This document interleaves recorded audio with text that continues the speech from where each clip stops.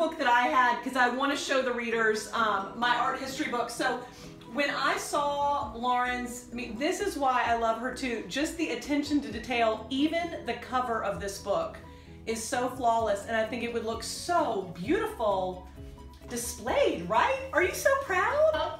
Oh, I hope so. It's so beautiful. So I was showing Lauren earlier, this is my mom's art history book, and these old books had this beautiful linen. I mean, is this, how old's my mom? Ready, Mom? I'm gonna date you. I wanna say this is from the 50s.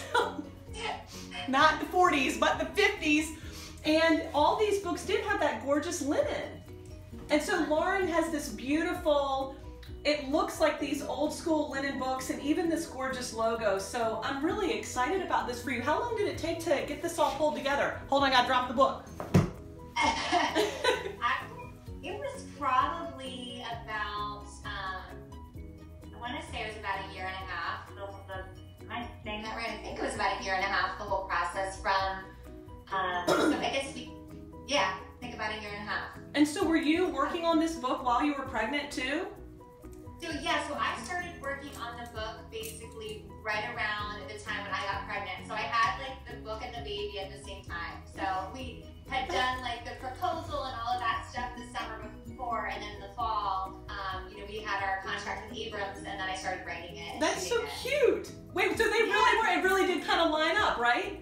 It lined up like exactly, like I think I sent in my last edits like the day before I went to labor. I was like, I have to finish this before she comes. So it was. That's crazy. I think so many working moms can relate to that. Like you want to try to balance your love for your children, but also your own ambition, right? Yeah, exactly. Yep. And then you just had a little girl, right? I just had a little girl, yeah. See, three boys and a girl. You know what that means, Lauren? It means you're never going to be just the mother-in-law. So I was really excited. I honestly thought I was going to have a fourth boy, and I was so excited about a fourth boy. Like by that point, I'm like, I love my boys, I want more boys. And then when she came, I was like, oh, like she'll come home for Christmas. Yeah, right? I get to get manicures with her. No, it's so true. But my friends that have all boys and then had a girl, they're like, oh my God. Like, it is, it's amazing, right? Totally. No, that's really exciting. Well, I mean, back to the book. So will you talk a little bit about what the impetus was behind the book and what you really wanted to convey to readers? So I wanted, in one sense, it was sort of just like this massive brain dump. Like I love, on my blog, I love sort of sharing little how-tos and sort of peeks into my thought process. It also helps me work things out when I'm writing. When I have to put something down and write it, I feel like at that point you sort of understand it better. Yeah. And so when I wanted to, but the blog is sort of like this piece here and that piece there, and this piece next month and that piece last month. So I really wanted a place where it could sort of all be together. I could cover all the decorating bases and kind of, corral it into one, book. So that was kind of the goal. I love what you just said about how when you can write about it, you really know it. Mm-hmm. I mean, I feel like I just had this conversation with my daughter the other day. Once you can write something or explain it to someone else, it means you really understand it. And it is, it's almost, so it's probably felt like that and almost like a journal. Didn't it just feel like? Yeah. Yeah, it was.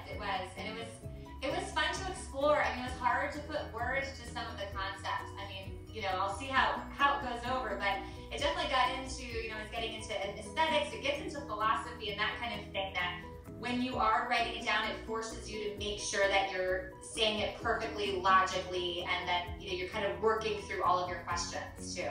That's a really good point. Like, so what were some of the instances where you felt like it was a little bit harder to work it out in your own mind?